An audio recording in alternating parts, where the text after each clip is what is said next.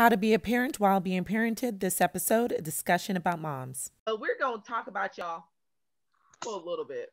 We're gonna talk about y'all because sometimes y'all mother be doing too much. Y'all do too much. And Never, we be never. trying to have our own families and stuff, but y'all just getting all in the mix. So we're gonna talk about y'all.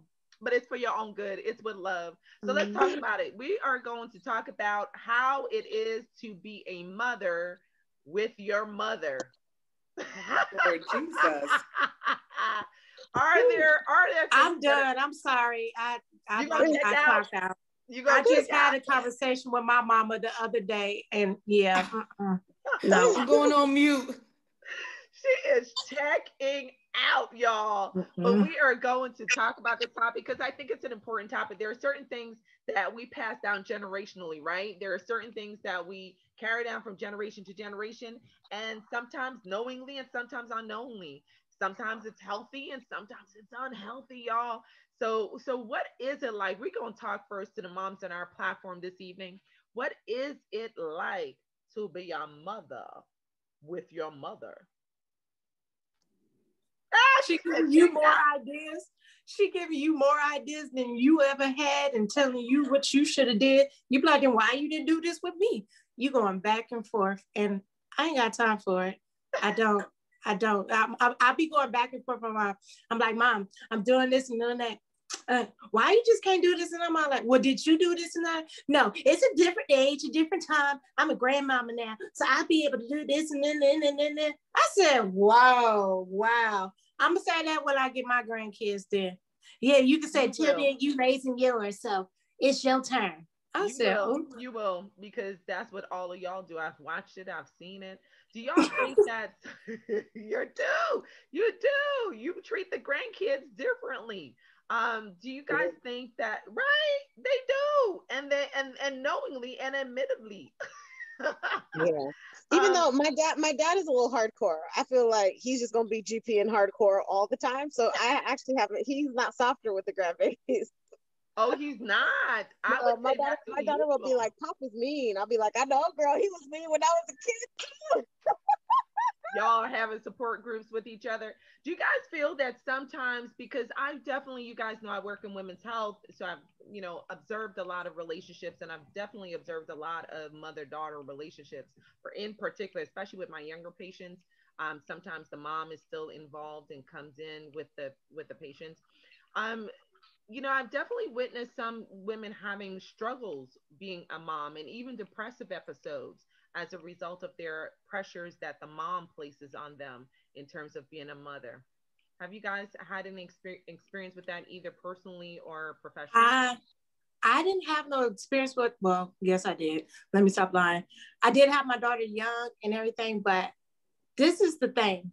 We talked about a village raising. So I believe me being transparent with my daughter, I'm teaching her the steps and stuff that she needs to know when she gets older. I'm pretty sure if my mom taught me that and her mom, then she wouldn't be over, well, I guess what, giving you over talking you or overdoing whatever, stepping her boundaries. That's what it is. Stepping her boundaries when it gets time for you to be the mother that you choose to be. So I think that's what it is, especially if it's a young mother. Like per se with me, I was 19 when I had mine. Say my mom did come there with us and you're the doctor and she all like, oh, well, what's your birth plan? Well, she just laid there and stuff and had it. She didn't even think about what she gonna do. She still live in my house. Like, come on now. If you accepting that your daughter's gonna be a mother, let her be the mother now. Let her step into that womanhood and motherhood, not saying all kind of crazy stuff that will round out their mouth. What So is it about mothers? Why does the pressure seem to come from the mother as opposed to the dad in most circumstances? See, I going feel in, it. I feel the opposite. I feel like my dad be looking at me sideways. You know, my dad lived with us. I think he'd be like, like you better get the. I asked my dad one day because my son be trying to kill me. Whew, Jesus Lord. And I asked my dad, I was like, Pop, what would you do if you would have had a son like Christian? He's like, I wouldn't have had a son like Christian. I was like, oh, he just got that sound I action. think he told you. He said what he Yeah. said. I said, oh, okay, Carl Gary. Okay, I see how it is. But with my mom, I mean, I will say my mom is pretty easygoing. But I learned something from my mother. So I was very close. I only had one set of grandparents that I grew up with, my mom's grandparents, my mom's parents. And I remember I loved my grandmother. I mean, she's the one who taught me, you know, she's my Mexican side. I say she's Mexico for me. And so I remember when we were with my abuelita, it, it was her rules. Even when we were at her house, like we could eat junk that we couldn't eat at home. It was whatever abuelita said. If abuelita said, have some of this food, you were gonna eat some of this food. And I always remember that my mom would always step back and let her be that. She was like, that's okay, because you know when you get home it ain't gonna be like that. And so when I had my daughter, I kind of gave my mom the same thing. I was like, listen, when abuelita's here, whatever, do your thing. I didn't fight with her, even if it was something that I was like, I'm not trying to do that. Like, I just kind of let my mom be her grandmother the way I saw her let my grandmother be my grandmother. Mm-hmm. And it's kind of always worked out that way. I mean, sometimes she may say some things, but she's pretty chill. She's also like not as like, so my grandma was 70 when I was born, I think.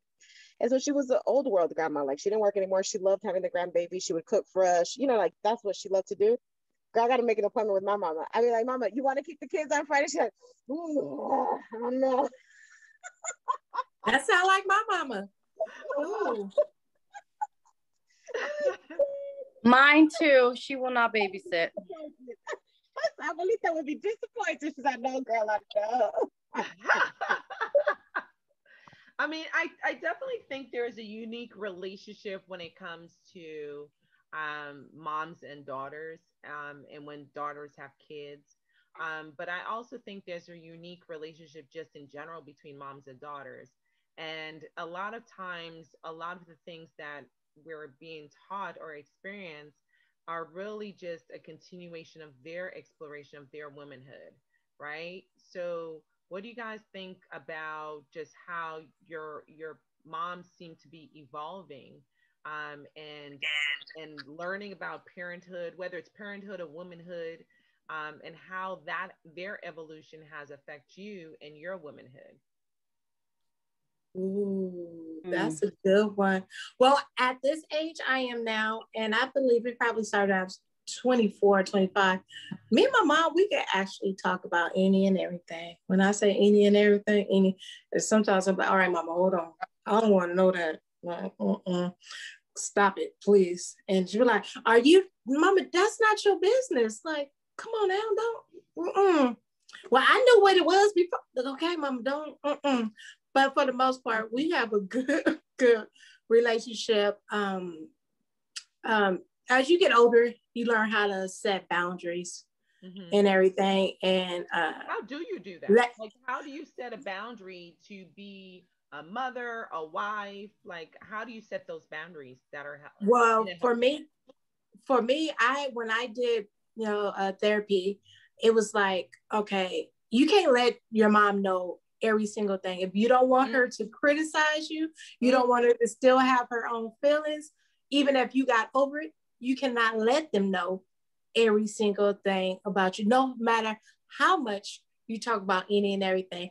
That's what I had to learn for myself. My mama thinks she know everything that's going on in my household right by now, but some stuff I just can't tell her, because like they said, what if you get mad at your husband or whatnot, and then you get over it? She's still looking at him sideways like, and I still remember what you did and all that. So Karen, I'm loving you right now. You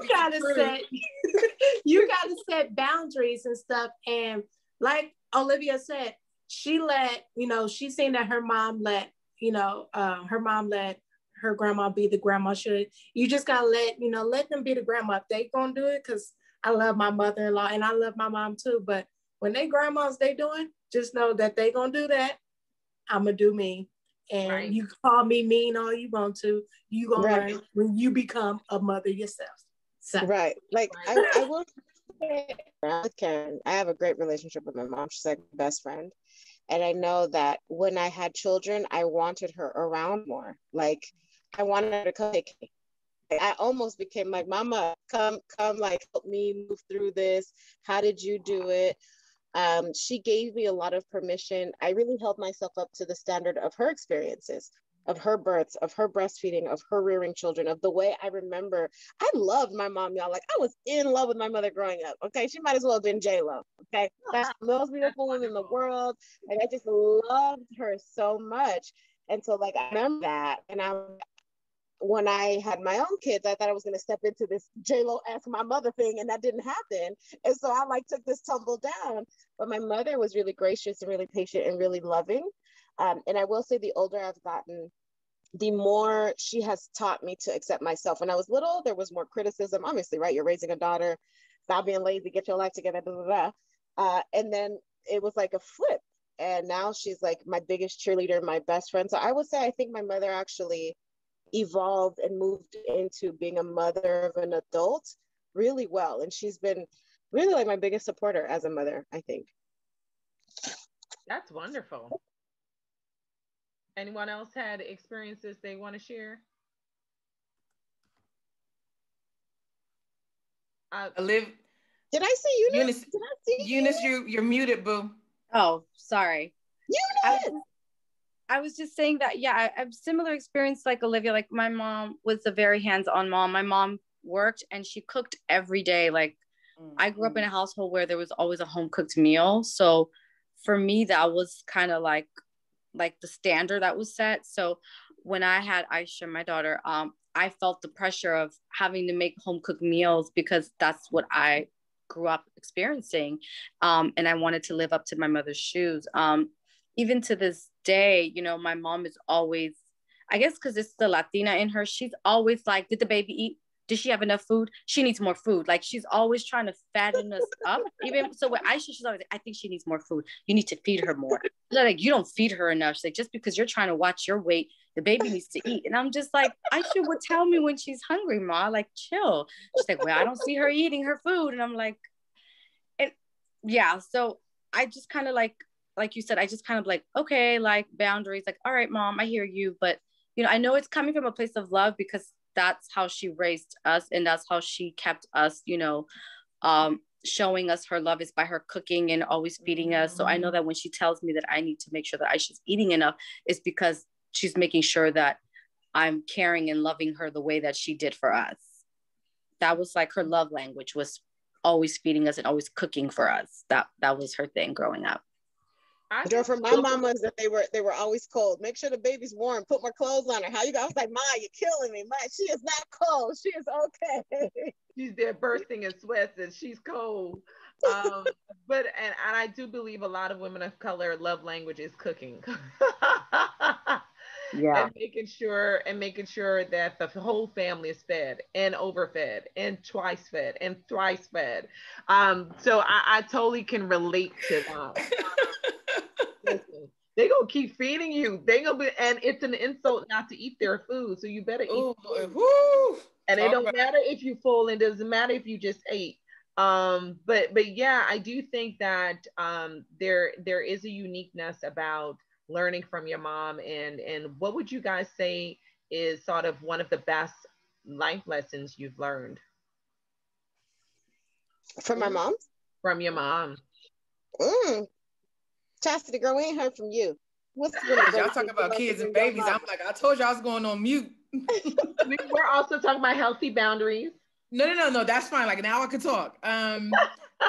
For me, like, something that my mom told me a lot, I said it before, is like, you can run all you want, but you still take you with you. So always make sure that you're taking care of you mentally, physically, and emotionally. Because I was moving all over the country for a minute. I was just like living life. I was in my 20s. I was doing great. I was like, oh, I don't like what's going on here. I'm moving. And so she was like, you can continue to do that, but don't forget you still take you with you. I was like, okay. And then sometimes she said to me once before, and I was like, I'm the therapist in this family. It's only one. She said, sometimes you just have to put the gloves down. I was like, oh. That's offensive. I don't like what you said, but I feel that and I will receive it because you gonna pause. Deborah Jean. We're gonna pause on that one. Ooh. Yeah. So those are the two of the things that my mom drops gems, and I used to write her quotes down, and I had like a reflection affirmation mirror, and her quotes are all up on that mirror. So those are the two that always stick to me. And so because, you know, as much as the ladies are talking about how it is to be a mom with their mom, how is it to date with your mom? You know, with your mom being involved in your dating or inquiring about your dating, like how do you create that healthy boundary? Mine is a little different because I didn't date with my mom. I dated with my grandmother and my grandfather. Oh, how was that? Listen. Yeah. So Barbara Lauer, they used to call her Sergeant, right? She was never in the military. Let's just be real clear. So they used to call her Sergeant. Warden Sergeant, something like very authoritative. So, and I appreciated like the dating world with Barbara Ann was no joke. I need him to come to this door. He needs to pick you up. First, I couldn't date till I was 16. So I couldn't even date. It was like group dates. Yep. So they come to this house and get you. They will knock on this door and I will meet them. I'm like, but it's just like a group and we're just going no. I'm not asking. They will come to this house. And I was like, okay. And my grandmother's from the South. She's from Virginia, Newport News, Virginia. And my grandfather's from Birmingham, Alabama. Plays no games. So dating was very traditional because I was raised by older traditional Southern folks. So it was meeting. I want to know where you are. It wasn't like, oh, mom, I'm leaving and I'll see you when I get back. Did you ask? You had to ask permission to go and see where you were going. There's a phone number. Hey, so it was I would say it was very traditional. And boundaries when I was growing up, not really. You did what you were told. There is no boundaries. I mean, like I'm 42, so there was no take out the trash. Okay. And I come from the era of kids are seen and not heard, and you speak when you've spoken to. So boundaries come into like the end of my mother's generation because Deborah Jean was still like, I'm not talking to you. Stay out of grown folks' conversations. But now that she has grandkids, it's all let them say what they have to say. How that wheels turn, how it turns. Let me tell you. But yeah, that part. I you know, you guys know we migrated to New York, but we were very much Caribbean. And there were no boundaries. There are no boundaries in the Caribbean. That's why the islands had to split apart because they don't believe in boundaries.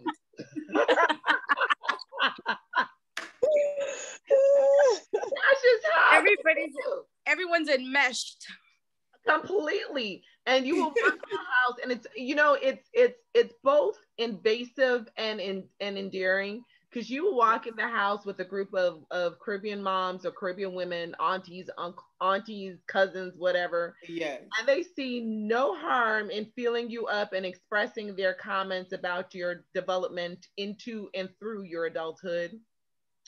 And in some ways, it's very invasive. Like you are touching. And there's no pleasing. There's no pleasing anyone. Ooh, child, you sure getting big. Ooh, child, you sure skinny. Come here and get something to eat. So yesterday I was big. Today I'm skinny. What do you want? That part too. That part. You're either skinny or big. There's no in between. You're either eating or under eating. I don't know where the still ain't married. You still ain't married. You ain't got no kids. What you doing with yourself? Living. That part. No, mine was your hips are spreading. Why are your hips spreading? That part too. Yes. Hips are always spreading to them. I loved it. I can't even front. Those were like sexual innuendos. They were trying to say, are you being sexually active? It isn't not That's exactly what it means. Yes. That's exactly what it means. Yes. And all it is a change in prescription for them. But it's, you know, they will oftentimes make all these inappropriate comments. And in some ways, it's embarrassing, it's invasive, and it's so uncomfortable sometimes. But in other hands, it's just really nice to kind of see that womanhood and that and how it evolves and how one day you probably will be just like them on some level with a modern twist. But just as invasive, just as commenting to our kids and our grandkids or whatever the case may be, our nieces, nephew, whatever the situationship is. But so it's really interesting, and it's something that I really do try to make sure that I'm being mindful of those moments, because before you blink, they're gone. and so it's really important, especially like to this day. I didn't realize how much my grandmother really was sort of the matriarch in my mind. Like I didn't really understand how much she meant to me until she passed. Like that's crazy. And when she passed, like, you have dreams of them, you remember things that they say, and you realize just how key they were to your lives. So even though sometimes I'm like, can y'all stop feeling up my butt and my boobs? And yes, I'm grown.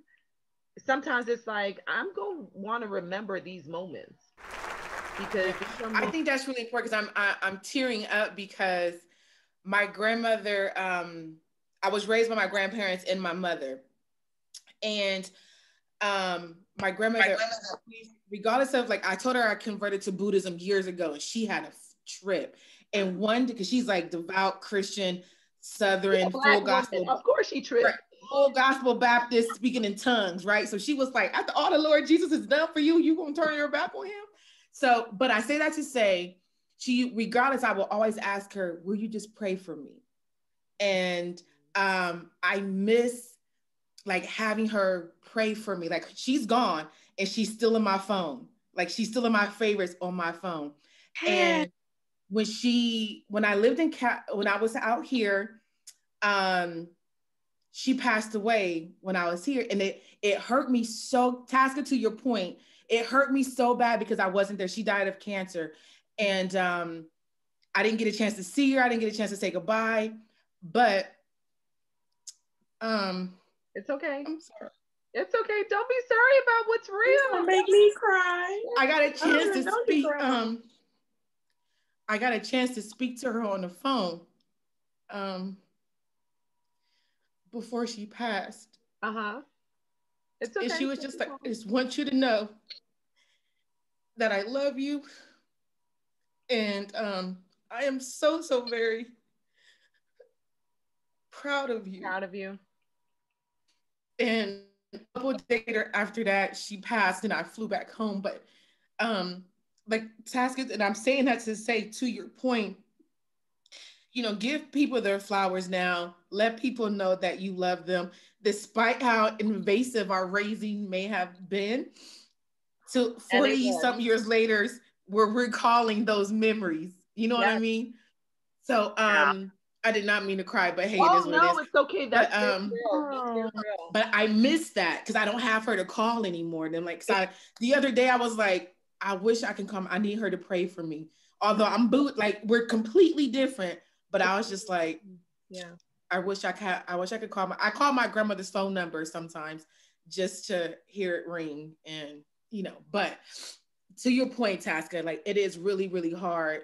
And it may have been invasive and some points traumatic, but there's still some silver lining within all of that. So yes. Oh my gosh, it's so beautiful. And to your point, Chastity, I would definitely say, like, what I realized as I get older is that my safety place is my grandmother's words.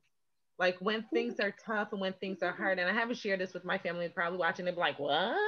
But it really is. Like, I realize when I'm going through tough situations that the memory that comes back is her telling me, Stalin, Tasca, everything's gonna be okay, okay? Grandma loves you.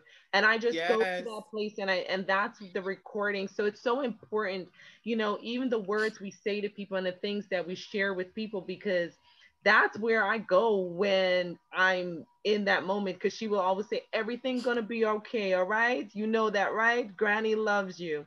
And I take that with me everywhere and in every circumstance. So yeah, moms, y'all are a pain in the butt sometimes, and including the moms on this panel, because your kids, I'm saying that on behalf of your kids, I am. But there are things, those moments are so precious, and they stay with you indefinitely. Because Chastity and I, our grandmoms are gone. Mine too.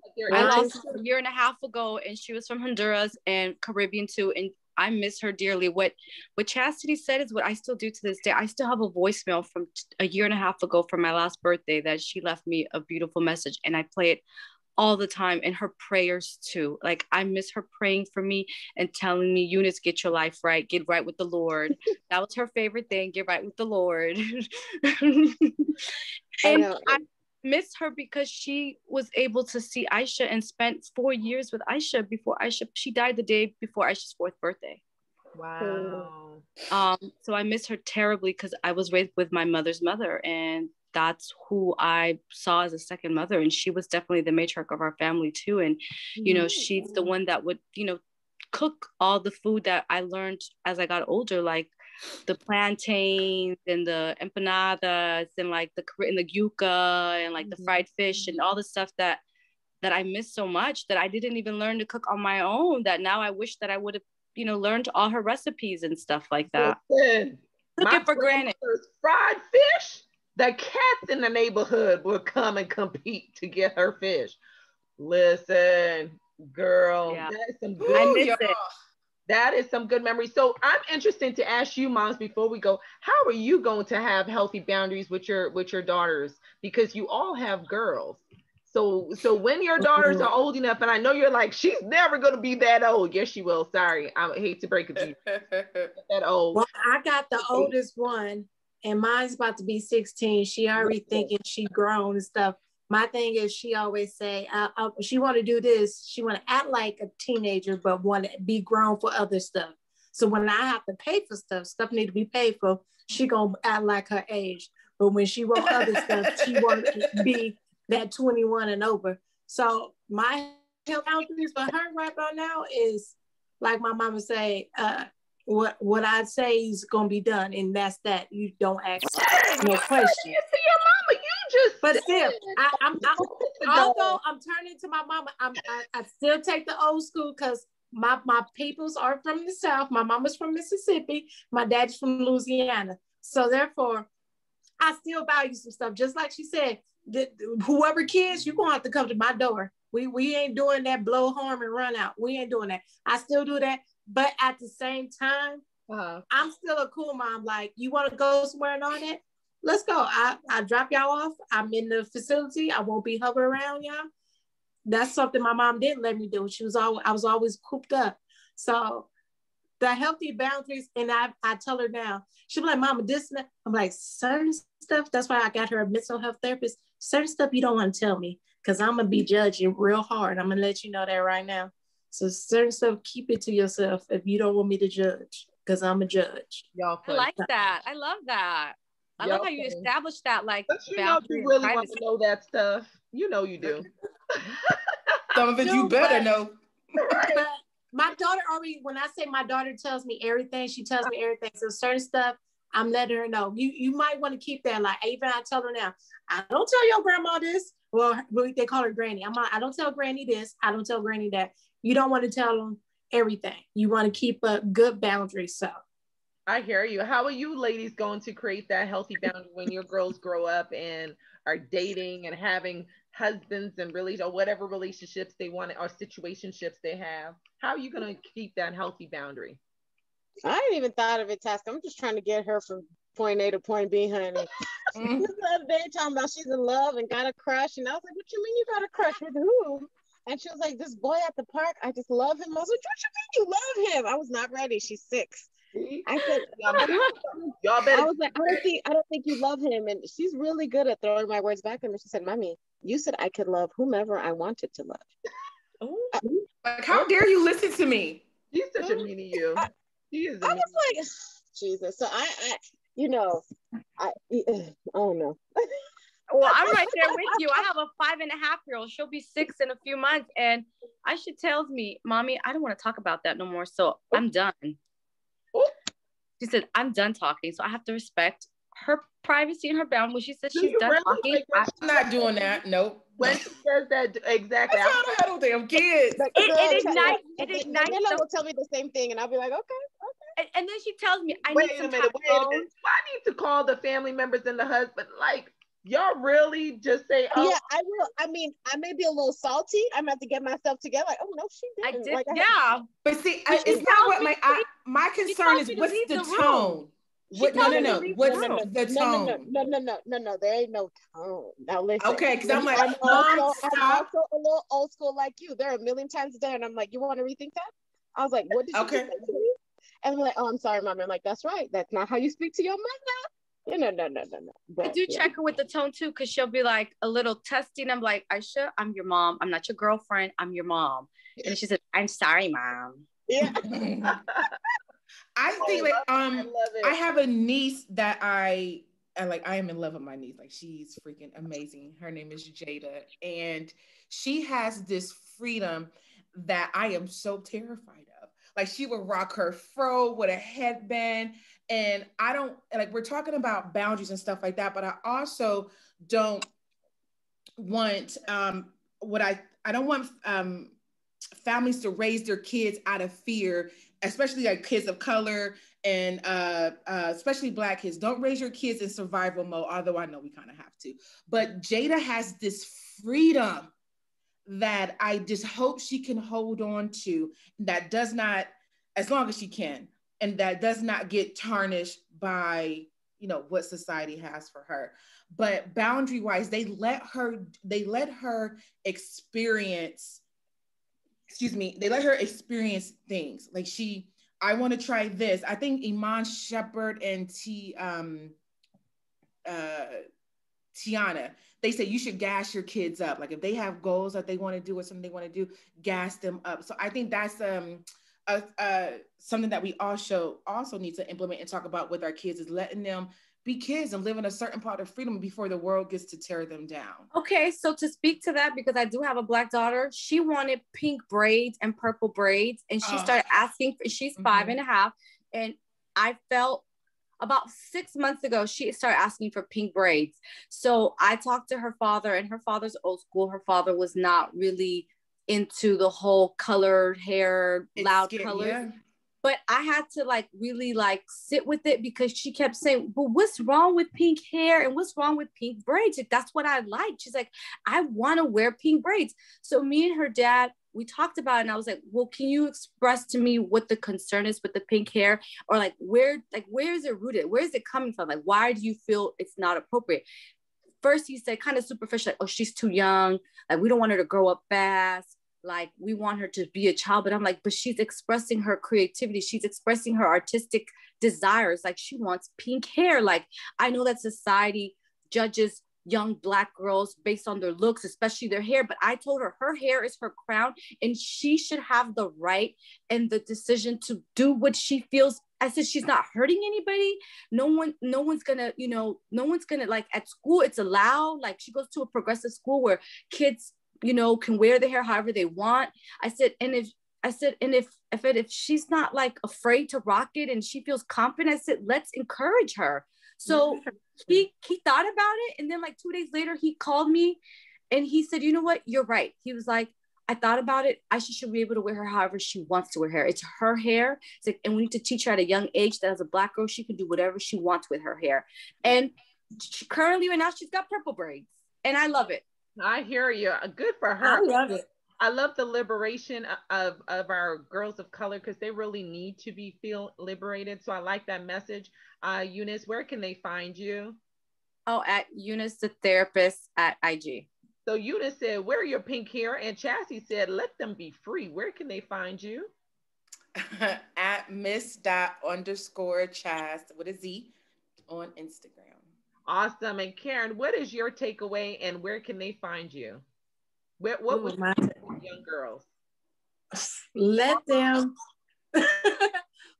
express themselves in a good way. In a good way, let them express themselves. And my handle is What a Touch on IG. Awesome. And Olivia, what is your takeaway, either for moms or for young girls? What do you want to leave with them this Mother's Day weekend?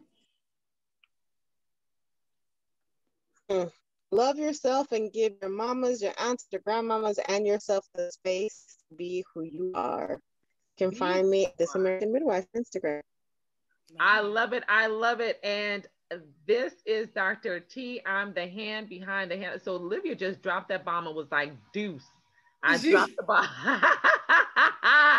This is Dr. T. I'm the hand behind the Healthy Bump Club, and I'm gonna leave with y'all. Just slay all day. Slay in your career, slay in your looks, slay in your relationships. That's right. And make sure that you slay yourself into another video on this channel. So we thank you guys for watching. We appreciate you for joining us. Make sure you join us on Facebook and, well, preferably Instagram. Make sure you like and comment and share, and see you guys next episode. Enjoy your Mother's Day. Happy Mother's Day to the wonderful moms out there. We appreciate y'all. We owe y'all. We need to give y'all a shopping spree. Bye. Happy Mother's Day, y'all. Happy Mother's Day, everybody. Bye. We love that you are a part of our community, and we want you to continue to be a part of our community. So go ahead and do what? Like the videos, hit notification, and subscribe. We appreciate you guys.